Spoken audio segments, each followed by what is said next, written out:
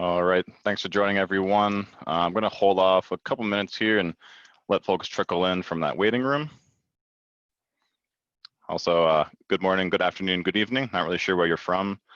I am actually doing this demo right out of Denver, Colorado. Got some nice sunny weather here, not too hot. It's been pretty hot the past couple of weeks, upper 90s. So we're really hoping for some clouds today. Today we got some high 70s, so don't have to turn that AC unit on. But we'll probably get going, I don't know, maybe 3 or 4 minutes past, just so that those folks that had signed up get the chance to actually get in here and don't miss any kind of the intro.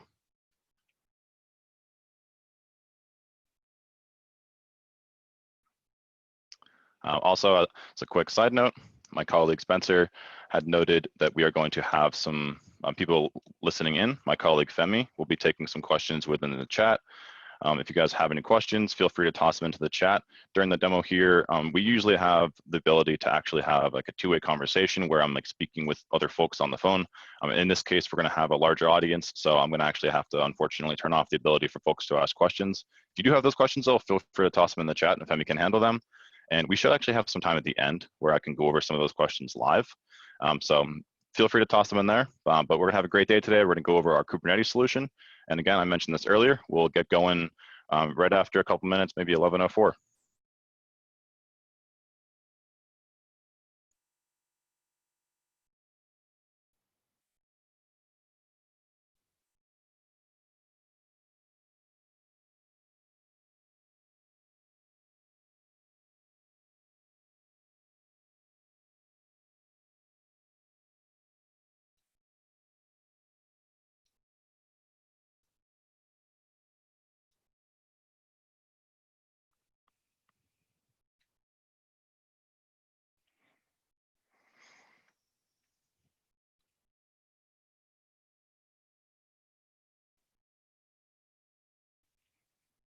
All right, maybe 1 or 2 more minutes here. Also, not really sure if you folks might know about the conference that AWS holds every year, but I was actually at AWS reInvent this past year as well as the year prior. Again, my name is Cameron Jones. You guys might recognize me as the handsome guy with the amazing sunglasses, well, sorry, not sunglasses, glasses as well as mustache standing at the booth. I was answering questions, providing demos, things of that nature. Either way, if you guys did chat with me, amazing. If you did not, we can go over the Kubernetes solution today.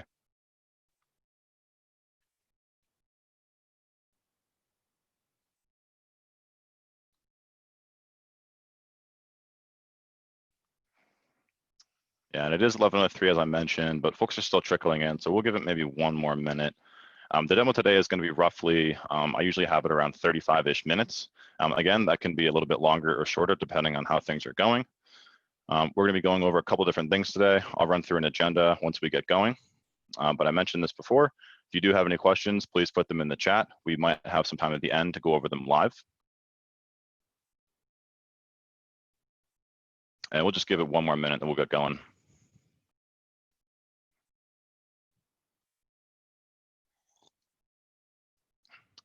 And one question I actually do get a lot.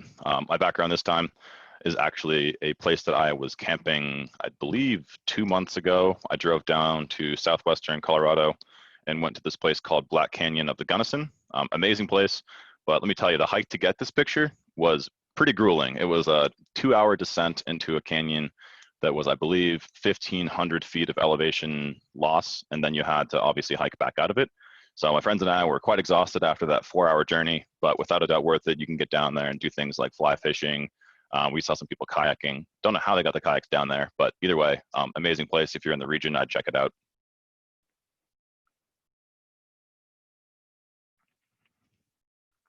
All right, so I mean, we waited a couple minutes here. We're gonna get going. So my name is Cameron Jones. I'm a solutions engineer here at Sumo Logic. Today during this webinar, we're gonna go over our solution for monitoring Kubernetes. On the call, we're gonna have my colleague Femi, who will be answering questions via the chat. So if you do have any questions, feel free to toss them into the chat, and we should have some time to go over them at the end. Without further ado, let's get going here. So talking a little bit about the agenda, we're gonna get going and really start off with kind of who is Sumo Logic and give a brief overview. As a whole, really gonna try and keep slides light today. But after that, we're gonna do a quick troubleshooting scenario, really gonna dive right into the platform. And then after, we're gonna show some features such as searching, parsing on the fly, how to create a custom dashboard and link it. and then go over the app catalog and kind of what the app catalog entails and what it helps with. After that, we'll go over collection, how you get data into the Sumo platform and make good use of it. And then lastly, we're going to go over another troubleshooting use case. So I mentioned this prior. If you have any kind of questions, I'll try and go a little bit slower, but feel free to just toss them into the chat and we can go over them at the end. So we'll get going here. So this slide gives you a brief overview of who we are as a company and insight into kind of the breadth of our customers and the Sumo Logic value on the far right. As a whole, and as a company, Sumo Logic is a cloud-native platform designed and built in a single solution for logs, metrics, and time series events. And I meant to mention this earlier, but I'm gonna unfortunately have to turn my video off for now, just because I wanna make sure I can maintain Wi-Fi integrity. So we'll shut that off and we'll just keep going here. Moving forward, due to our architecture, we're actually able to scale elastically with our customers as their workloads grow, giving people out-of-the-box security and best-in-class compliance attestations, while also helping them get immediate value out of their apps via the app catalog, and which really gives you the ability to get your data into the Sumo platform, utilize it out-of-the-box apps, and gain the insights that you need without really having to build a ton on your own. So when you jump into the actual Sumo Logic UI, there's a bunch of different things that we're going to actually go over, but let's actually jump into it. I mean, across these demos, I like kind of just looking at the platform. So without further ado, here is our new Kubernetes solution, and this is our Sumo Logic UI. So the reason that we developed this was mainly because we wanted to create kind of a different way to look at your Kubernetes environment. A lot of folks want to see how things are running in different lenses. And so the reason for that is we have this exploring view on the far left, and then the dashboard that you're seeing on the far right. You'll notice on the top here, it says Kubernetes namespace view. The cool thing with Sumo Logic and the new Kubernetes solution is you can actually view your Kubernetes environment through different lenses. If I click on this namespace view, we can look at it through our deployment view, node view, namespace view, which we're on, or this service level view. So if we had multiple different clusters, you'd see the different clusters appear over here on the left. But it's extremely easy to navigate because you simply have to use the UI to click through, and you can actually do a quick drill down via clicking through this cluster. An example would be if we clicked on this cluster, you can see the different namespaces that will show up in said cluster. I'm sure a lot of you that work in Kubernetes are familiar with the fact that there are things like nodes, namespaces, pods, containers, and services. So you can easily switch through those different views by clicking on this, or if you wanted to do a quick drill down, we can click on the cluster. You can also click on something like the namespace. And you'll also note that the dashboard on the right changes accordingly to what you're clicking on the left. So this gives you that really easy way to drill down, see what's going on. As we're actually clicking through, you'll note that this dashboard will change. If we wanted to see maybe one of the pods and how the pod is running itself, you can also do that by clicking on something like the Carbon Black pod. But let's go back up to this namespace and see what's actually going on with this overview dashboard on the right. So the cool thing with Sumo is once you actually get this collection pipeline deployed, and once you have your Kubernetes data flowing into Sumo, these dashboards are going to populate automatically. No customization required unless you wanted to do something like create a custom dashboard, such as an overview dashboard that's different from the one that you see here. The other thing that I'd like to note is if you click on the dashboards up top, you can see there's a wealth of dashboards aside from, well, we're in this namespace view, so we're looking at only that one. If we pop up a level, we can see now we have a wealth of different dashboards. So in this case, you can see we have things like maybe a health check. You can check on your scheduler. You can see your security audit events. And then scrolling down, you can also see we have dashboards built out for things like AKS, Aqua Security, EKS, GKE, Istio, a variety of different dashboards you'll see here. And you might even see in my demo environment, I have things like Kubernetes Demo Dash. There's another one up here you might have noticed called CAM's Custom Dash. We're gonna go over that in a little bit, but this just gives you a little bit of insight into the ability to create these custom dashboards and have the ability to have them populate up here so that if you're looking at your Kubernetes cluster, your custom dashboard will appear quite easily via this viewing menu up top. So let's scroll back up. We'll go to the cluster overview, and we'll just do a little bit of a scroll and check out what's actually going on here. So let's scroll down, and we'll go back to prod loggen, and let's see what we have going on with this prod loggen namespace. So what we're seeing here is this namespace overview dashboard. This gives you some high-level statistics in regards to something like maybe your resource utilization through these different panels, but then we also have the honeycomb view on the bottom. This honeycomb view is actually useful because you can check out things like how the CPU is running, as well as how much memory you're using per pod. The reason that this is useful is because it gives you that high-level overview of how things are actually running. So maybe if you see one of these red pods, you can actually quickly drill down and dive in, which is actually something that we're going to do via our first troubleshooting scenario. If we scroll down a little bit further, we can check out some of the other panels that we're seeing here. One of the panels I'd like to call out, which is actually extremely useful when we're troubleshooting, would be this terminated and waiting by pod. So this kind of tells you a reason why some of these pods have been killed. So if we hover over, the little tooltip appears and just gives you a quick glimpse into what's going on. So in a couple of these, you can see a similar reason. It says crash loop back off. In troubleshooting, you don't necessarily want to see something like crash loop back off. That would be a reason where you'd want to actually begin troubleshooting what's actually happening in this environment. So if we can continue to scroll down, there's some extra ones down here. We can see the events in the namespace, and the events actually give you the message itself. And again, since all of this is going to update automatically, if you had something like a new cluster deployed, the new cluster would be brought into the left, and the dashboards would update accordingly on the right. For the next portion of the demo, we're going to actually run through a troubleshooting scenario. So let's go back up to this cluster overview and just see if we see anything running with these pods. I mean, we can check out this honeycomb view and see in this prod loggen namespace, there's 2 pods having problems. We might have noticed them earlier in red. So let's click into that prod loggen once more. And so now we can see which of those actual pods are having a problem. So in this panel, we see it's the carbon black pod and the PagerDuty pod. So you can see that it's actually quite easy to see purely because of the fact that it's red, like what's happening. But also if you hover over, you can see that for some reason, there's some odd behavior going on. It's stopping and starting what looks like to me. If we hover over the PagerDuty pod, or sorry, PagerDuty pod, we don't really see much actually with that tooltip. So in this case, we've got 2 different kinds of troubleshooting scenarios that we're going to run through today. So what I want to check out is this carbon black pod first. We're going to run through both, but we'll just start with carbon black. So to do a little bit more of a drill down, let's click on the pod and get a little bit more information as to what's going on with it. So now, if we look at the middle here, we can see pod events.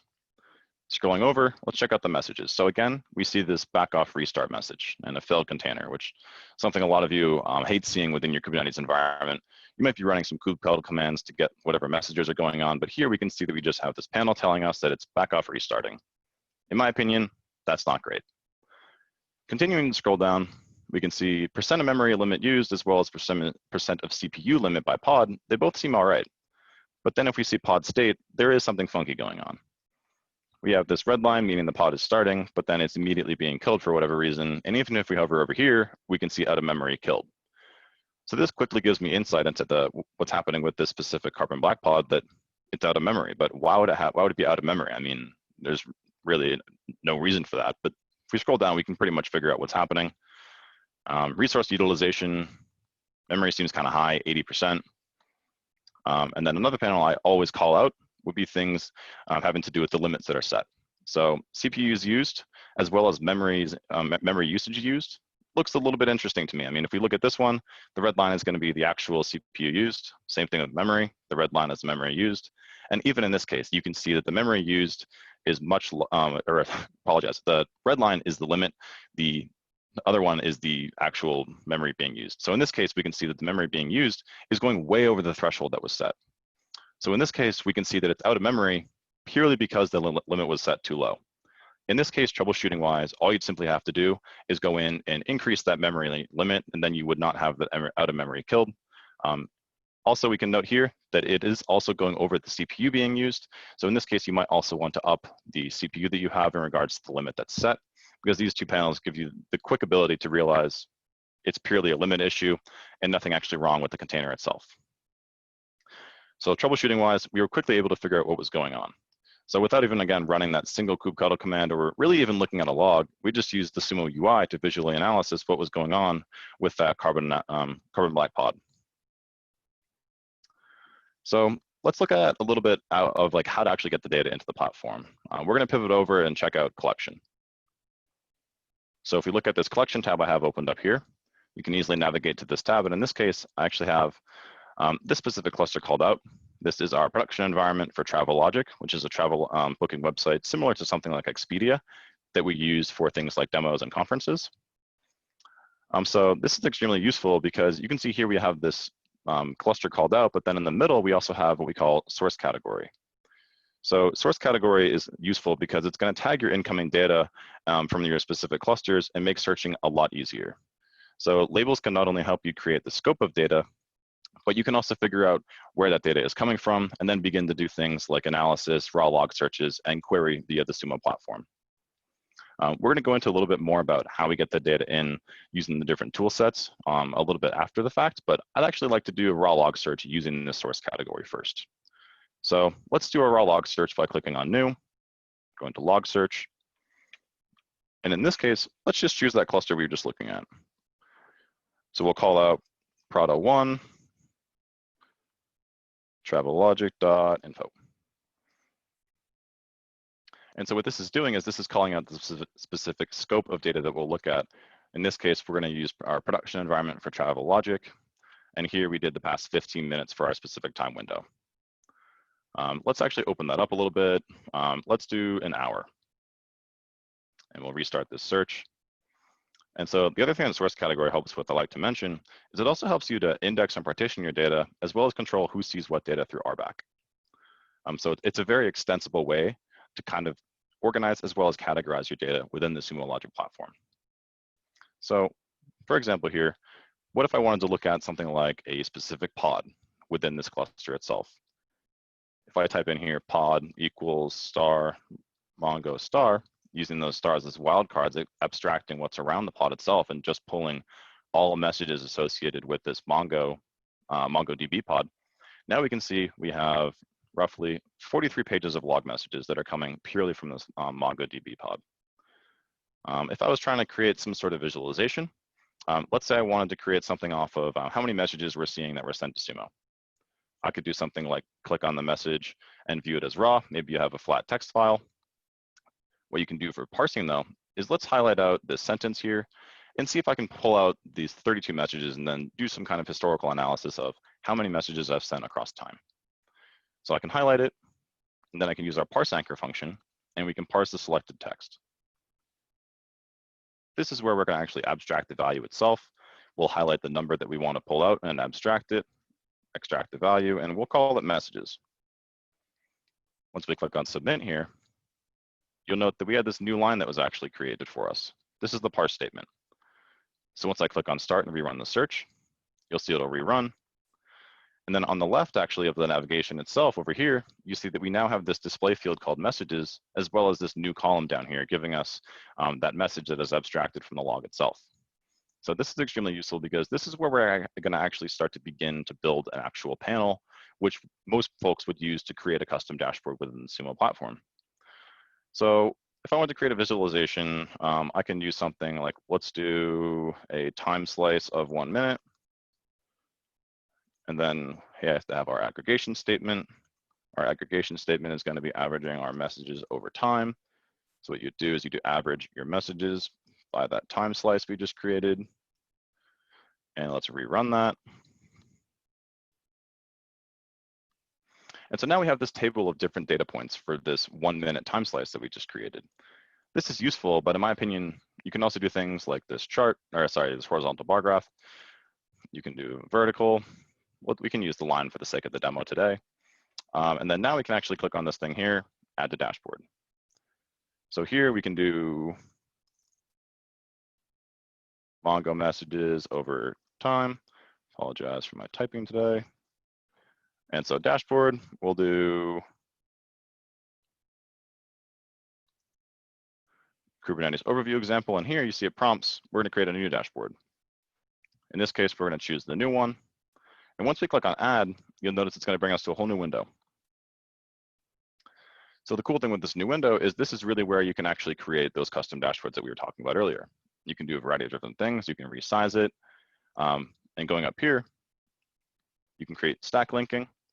So the stack linking is what we were talking about earlier, is where I mentioned that those CAMS custom dash, as well as the other example dashboards that I mentioned showing up on the far right of our Kubernetes Explorer view.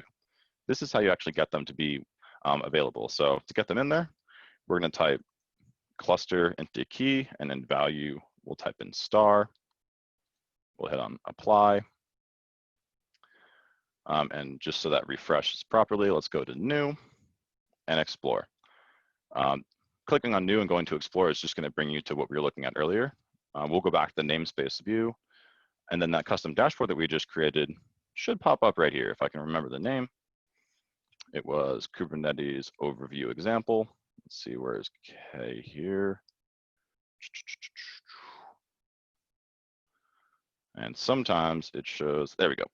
So Kubernetes overview example, and you'll see the dashboard we just created immediately populates into the ones available, making it extremely useful to create potentially an overview dashboard for your team, or maybe your development team wanted a different dashboard than your operations team.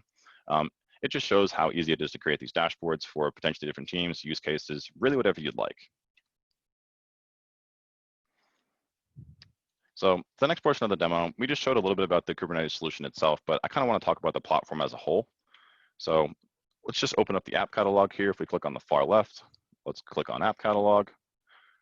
And so what we're looking at here is going to be Sumo Logic's app catalog. You can see on the far left, we've got a variety of different categories you can pick from. You can look at only AWS. You can look at compliance and security, DevOps.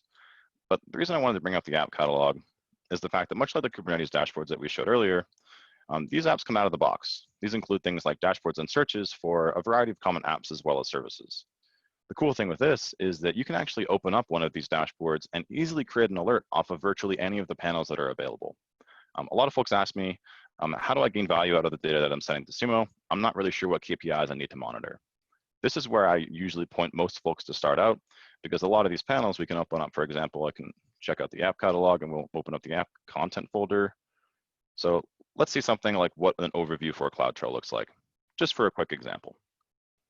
If you wanted to maybe create an alert off of failed logins, you could easily open up this, create a scheduled search, and create an alert off of it. But that's why it's extremely useful, because this is just one example for CloudTrail, but there's a wealth of information within this catalog that gets you up to speed that much faster. Let's pivot back here. So we talked a little bit about the app catalog, how it's useful getting the data into Sumo, and helping you to actually figure out what kind of KPIs you're looking to monitor. Pivoting a little bit, how do we actually get the data into Sumo? So what we're looking at here is a Kubernetes collection pipeline. So this pipeline is composed of a couple different things here. But the cool thing with Sumo and for Kubernetes itself, all of this collection is actually set up using a single Helm command. For those on the call not familiar with Helm, Helm is an application package manager running atop Kubernetes, and it's actually as easy as typing in Helm install Sumo Logic, where you give us an access key and ID, which you get from the Sumo Logic platform. We will then use that to create the collector and sources in Sumo, and the Helm chart will configure and deploy FluentBit, Fluentd, Prometheus, and Falco. So I'll try and talk about each of these different pieces. Again, if you guys have any specific questions on how collection might work, feel free to put them into the chat, and we might potentially have time at the end to go over what that might look like. So for the first portion, for the logs, we're going to use a FluentBit daemon set that runs on every node in the Kubernetes cluster. This is going to gather those logs and ship them off to Sumo Logic. For the next one, events are going to use Fluentd. That Fluentd plugin is going to run as a deployment. And all of the events that go to the API server and the plugin essentially watches over the API server, and as new events are added, they're shipped off to Sumo. Moving on here, there's going to be metrics. For Kubernetes, metrics are extremely useful and can be a little bit heavy. And for that reason, we're going to actually use Prometheus, which is going to be the de facto monitoring tool for any Kubernetes cluster. You guys might be aware, but the main strength of Prometheus is that it has this auto discovery feature that works for pre-instrumented things in Kubernetes, as well as any custom instrumentation that you might have for your applications. So because of this auto discovery feature, the Explorer view, which we started the demo off with on the right, will automatically stay up to date of the live state of your environment. It'll learn about new components, and as the data is updated to your Kubernetes cluster, it'll be streamed into Sumo. Talking a little bit about the drawbacks, let's start off with Prometheus. Prometheus does have, unfortunately, a couple weaknesses. Those two weaknesses being scalability as well as long-term retention. In regards to scalability, as your deployment grows, you'll likely end up with potentially multiple Prometheus instances. This will not only create data silos, but it'll make the process of getting across those different namespaces and gaining visibility across them a challenge. Next would be the long-term retention portion. Prometheus itself was really never designed for long-term retention of data. And by using Sumo Logic for the metrics backend, you can actually easily solve both of these problems. You can send all of your data to Sumo for long-term retention and get a single unified view of your Kubernetes environment. On the far right, we see this enrichment pipeline. So using open source tools for collection as well as data enrichment is ideal because these tools receive a lot of community support and typically have integrations for really any type of data you want to collect. Once we have those logs, metrics, and events, we're going to funnel everything through the centralized Fluentd pipeline for metadata enrichment. This is really where the power of our Kubernetes collection comes from. We talked about this a little bit earlier, but not only do we tag the container, pod, node, and cluster, but we also identify the service and deployment for each entry. We talked about this, I think, at the beginning, but Kubernetes itself is extremely rich with these metadata tags, and they're descriptors of each of these entities in regards to how they relate to one another as well as each other. But by themselves, they don't really expose everything on their own. That's why the enrichment pipeline itself is extremely powerful. It helps to ensure that for every log, metric, and event, you know what container it's coming from, what pod the container is coming in, what node that container is in, and really what namespace it is running in. So in this case, when with Sumo, with metrics serving as the smoke detector and logs enabling us to drill down into the root cause, unifying these data sources under a common metadata language allows us to easily correlate these signals. We can easily pivot from something like the logs about a certain cluster to the log data associated with those specific metrics. The last portion we'll touch upon would be Falco. For security, similar to logs and metrics, there's a wealth of tools available to help provide container level Kubernetes security visibility. These tools can provide insight into things like behavioral activity to help detect anomalous events, as well as compliance and audit related requirements. The stock Kubernetes collection app for Sumo is going to actually include an integration with Falco out of the box. Falco is going to be an open source tool that detects anomalous activity and events. Once deployed, Falco is going to use the kernel module, user space libraries, and Kubernetes audit events to watch for events defined in a Falco rule file. And then a notification is issued for any matching event. And then this is collected with FluentBit, similar to how we collect information about your logs. So this is where we're gonna actually pivot back over to the actual Sumo platform and do a little bit of a different troubleshooting scenario. So I'm gonna close this app catalog tab as well as this CloudTrail overview tab. And let's go back up one level and let's go to that Kubernetes overview dashboard on the right. And we'll see here that we're looking at the namespace view. And again, we're back to kind of where we started. I mentioned this prior. We actually saw two pods that were having an issue within this prod loggen namespace. We already ran through how to actually troubleshoot that carbon black pod, but we also noticed that PagerDuty pod having a problem. So let's click through and check out the prod loggen namespace and see what's going on.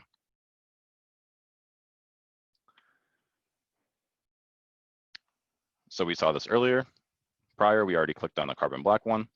Let's click on the PagerDuty pod and check that one out and see if we can kind of do a similar visual, like a visual troubleshooting scenario.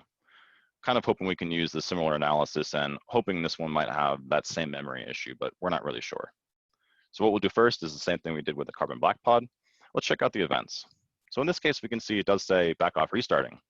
So I mean, there's definitely something going on because you can even see in the pod state.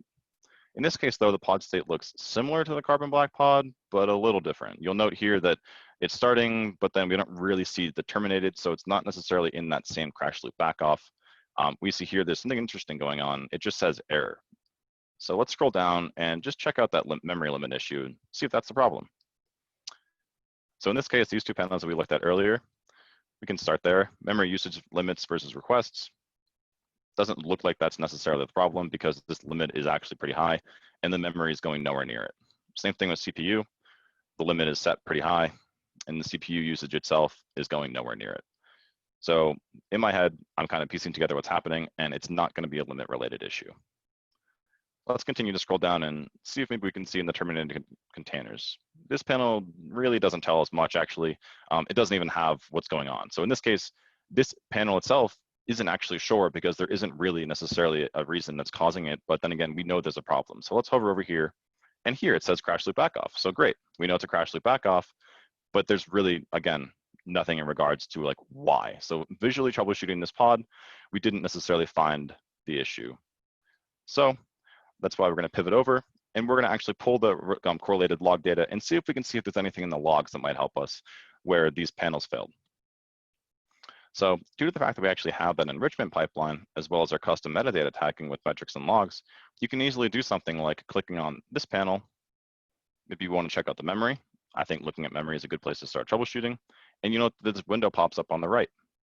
You can do a bunch of things here. You can check out the all logs. You can look at error logs, error signatures. It also shows you recommended dashboards to troubleshoot because for whatever reason, this thinks that our demo environment has a problem with GKE. I can tell you I'm not necessarily sure why it says GKE because our demo environment is piped with a bunch of different log gen funnels. In this case, let's just check out the log messages and kind of troubleshoot there. So we'll click into all logs, and you'll note that it actually just pivoted over. So now we're looking at our actual log search UI. This will look familiar as to what we were doing earlier when we did that raw log search. It's the same window. Here you can see we have our scope of data as our PagerDuty pod, because that's what we're trying to figure out what's happening. The time that we're looking through looks like it's only a 1 minute, or it's a 15-minute window, which in my opinion isn't that much data. It's only 627 results. So let's pull in a little bit more data, hoping that we can actually figure out where the problem might have originated. I just clicked on 60 minutes arbitrarily. You could do something like 3 hours. I like to kind of start lower. It doesn't necessarily impact performance or anything like that with the Sumo platform. I usually just start with 60. But now you can see here, we're looking at, in the middle, 2,000, roughly 300 results, which honestly is kind of a lot. What I'm going to do now is just going to do some visual analysis. I kind of want to just see if I can see anything happening here. In you guys' case, it's going to be kind of different across the board. But let's see if we can scroll through and see anything. I mean, I even see we have an error. We already noted that there were some error logs that were popping up in that panel. But honestly, error is kind of generic. Is it a 400 level error? Is it a 500 level error? Not really sure. Scrolling down here, we see this Java IO exception. So this to me kind of stands out because it says unable to determine collector API status code 401. So here I'm kind of like beginning to glean that it's something related to with this Java error. So let's just keep that in the back of our mind and kind of scroll down a little bit more here. We also have some Apache related errors. Gonna ignore those for now. I'm wondering if it's some sort of authentication error. We have a final value for collector. So I mean, that looks good to me. But then again, you also see here, it has a final value for this access key. We have 2 access keys actually. So I mean, it is able to grab one of the access keys or potentially both of the access keys to connect, but for whatever reason, it still can't actually gain that connection. So one thing that we could actually try is maybe we could actually pivot and pull the access key and see if there's anything else related to these access keys that might give us more information as to why there's some sort of Java related authentication error. So similar to what we did search for earlier, using our parse mechanism, looking at it as a flat text file, what you can actually do is let's just highlight this access key here. And we can see we've got a couple different options. We could parse it like we did earlier using our parse anchor function. But in this case, you can also do something like maybe you wanted to add your selected text as OR, doing a Boolean search within the Sumo search UI. You could also do an OR. Either way, let's try the OR and see if that gives us anything. So we'll rerun the search, and it's going to pull out any kind of messages that have that specific access ID in it. So now we see here we have this OR line written up in the query.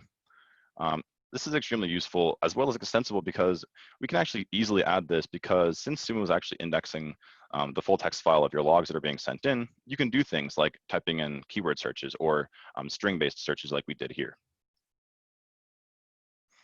So I know that we're looking at this scope that is purely our PagerDuty pods, which is, I mean, it's only going to be one pod. So I mentioned this when we were looking at collection. Source category gives you a way to pretty much organize and categorize your data and know where your data is coming from.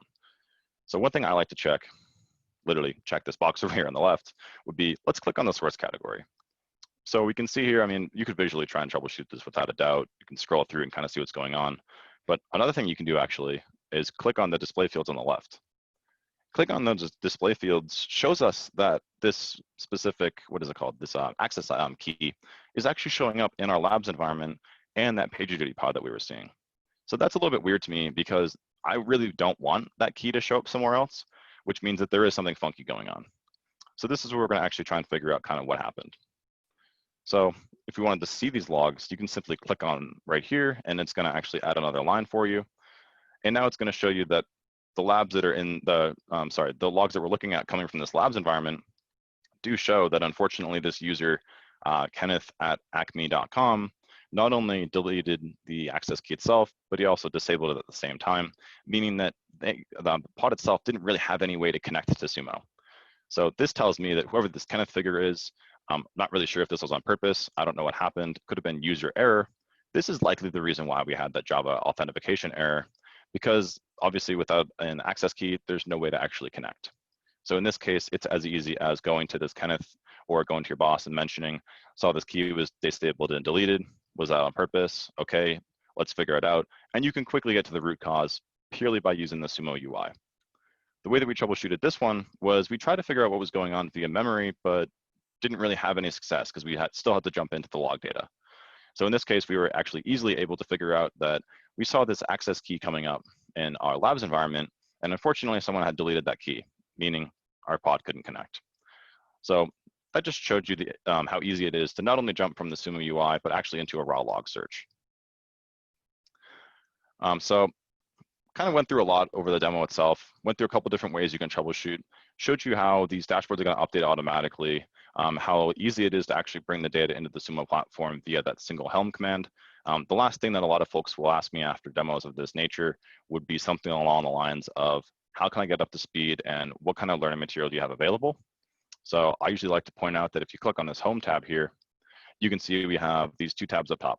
We have our Learn as well as Certification. Clicking on Learn, we've got a wealth of information in here, things like quick start videos, hands-on labs. We also have some hands-on labs for things like administration. I've actually ran through all of these. They won't necessarily show that they're checked because what we're working in is our demo environment, but these videos are extremely useful. Another place that you can glean information would be through the Sumo Logic community, as well as our docs. Our docs have a wealth of information in regards to things like how to get data into the Sumo platform.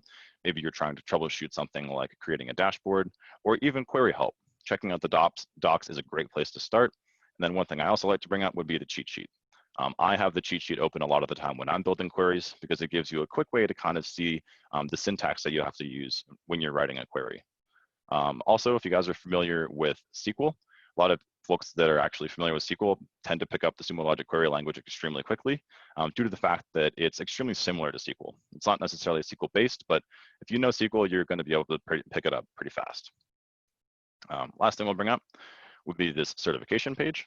Sumo Logic has out-of-the-box certifications. These are going to come pretty much with all of your Sumo Logic environments. Once you actually get up to speed with the trial, you'll gain access to this tab.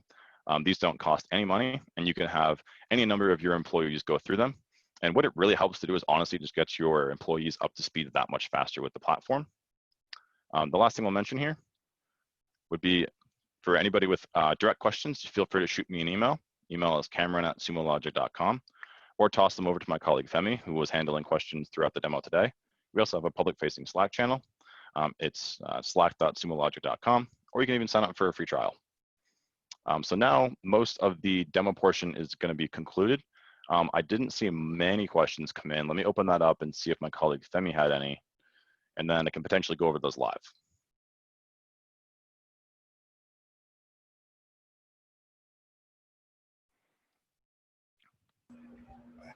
Hey, Cameron. Yep, what's up, Femi? A gentleman named Michael Gorin had a question around if we have the ability to monitor multi-factor authentication, and then if you could just see an example of that. I'm not sure if you want to show that. Yeah, sure. Michael, if you could toss in maybe what MFA you might be using. Let me grab, I'll go to our app catalog. We have out-of-the-box content built out for things like Duo. I think we have some Okta content in here, so I can open up the stuff that we have, but pretty much what it means to us is if you have access to those logs, there's almost guaranteed to be a way to get them into the Sumo platform. And then once you have them in the Sumo platform, if they are something that's going to be included in the out-of-the-box app, then all you really have to do is install that app and gain the insights you need. If there's something that we don't necessarily have content built out for, you can also check our public-facing GitHub page. That's going to have content not necessarily in the app catalog that's being tested as well as vetted before we get it into the app catalog. And then the last thing I would say is during the POC as well as working session process, we can help you build out custom dashboards and pretty much get you, I would say, whatever it might be, 75, 80% of the way to where you are. And then if you have anything else that you might necessarily need, you can shoot us a note. So let me open up the Okta dashboard and let's just check that user activity. And this is just one example of those out-of-the-box dashboards. But again, these are extremely useful because you can alert off of any of these. If folks would like to see, I can do a quick tutorial on how to create an alert. Would anybody like to see that? You can put it in the Q&A if so. If not, I can skip over it. No, not a big deal there.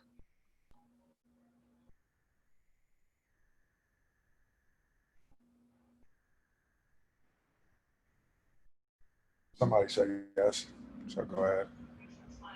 All right, so one thing that I like to show would be how you can create an alert off of literally any of these. Let's see, I mean, we'll start with the geolocation. Maybe if you wanted to create something like I don't know, an alert off of any kind of users that are working outside of your company's operating zone. If you wanted to do it maybe outside of the United States, for example, all you'd have to do is edit the query above, and let's see where it might be. And it would be, let's see, you would have to do a statement up here, and you would do, where country code equals US. So I'll just copy that from below. And then we'll just do that. And then we'll do a scheduled search. Oop, wrong syntax. This is why I should have had my cheat sheet open. All right, let's hope this works. I hate writing queries on the fly because things like this happen, but make sure I get this one right this time. And if that, okay, well, either way, writing an alert, definitely need to brush up on the where clause, but what you have to do is create this scheduled search. What you're gonna wanna do is schedule it to run frequency. If you have something that's an extremely critical KPI, then you'd wanna do something like, I would say maybe real time or 15 minutes. We'll choose 15 minutes for the sake of the demo. This is where you'd actually do some of the alerting itself. So this is where you can actually change where the alert goes to. For send notification, if you do it every time a search is complete, you're gonna likely get a lot of actual results. The other way I've seen folks use this would be a reporting type of report where you can have this sent out maybe at a specific time of the day. Maybe you wanted a report sent out of how many, I don't know, people that are logging in outside the United States within 24 hours. That's an example. Or you could do this where the following condition is met.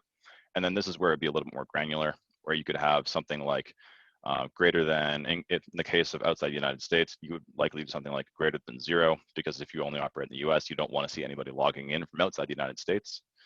Then you would figure out where it's going to, and then you could even do something like include the results as a CSV attachment, and then click save. One thing I forgot to mention is the different alerting capabilities we have as a platform. Out of the box, you're going to see things here like email, script action, ServiceNow. We also have things built out for PagerDuty as well as Slack. But to us, it's really anything that can accept a webhook you can alert to. Let's go back to, I mean, we can go back to the Okta dashboard, for example. Does anybody else have any more questions? I'm happy to stay on for a couple more minutes if folks want to put them into the Q&A.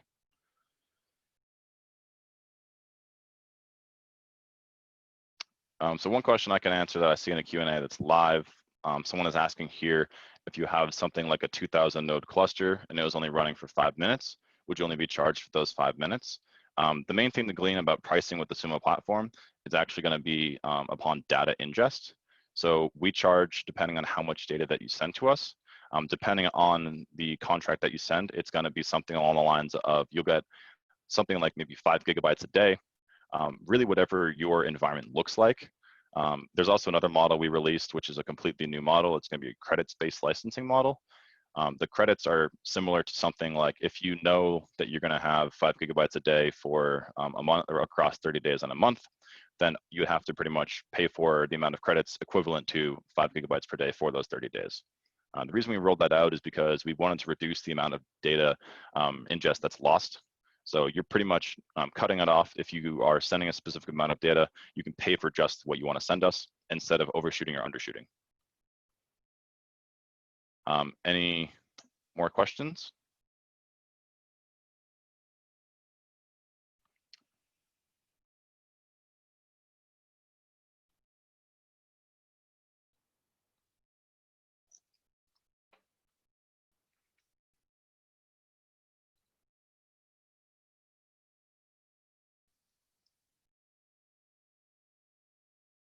All right, I'll wait one more minute here for potential questions to stroll through. And I mean, I'm happy to give you guys 15 minutes back the rest of your day. But again, if you do have any questions or if you'd like a more interactive approach to checking out the Sumo platform, what I've seen work a little bit better in regards to checking it out would be scheduling some time with us. We're mainly looking to just chat with you about what you're looking to gain, not necessarily going to be purely a sales conversation. We like to better understand your infrastructure and really give you answers to those questions that might be a little bit difficult to find on the internet. So you can shoot me a note or you can shoot Femi a note, or even just sign up for a free trial.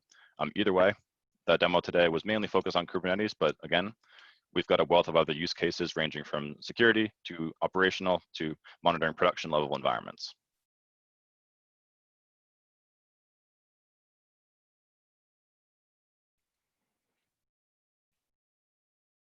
All right, well, I don't see any more questions coming in the chat. I appreciate all you guys jumping on today. Again, if you have any questions, shoot us a note, but I'll give you guys 15 minutes back for your day. Thanks again. Oh, I do see one. So we're getting a question in here. It says, are there any price breaks for larger buckets of data or educational related discounts? Again, what it really boils down to is not only the different tiers that we're seeing. We have our professional, we have our enterprise tier. And so it depends on kind of what feature set that you're looking for. That's something that we usually chat about over a quick phone call. I don't necessarily know if we have educational related discounts. We do obviously have the trial period of 30 days where you can try out the platform and see if it fits your needs. And then we could obviously talk about pricing and see what would best fit your use case. But again, that's something that we'd rather have chat about via a phone call. So what I would suggest would be to fill out our questionnaire online or shoot Femi and I a note, and we can give you a little bit more information via email.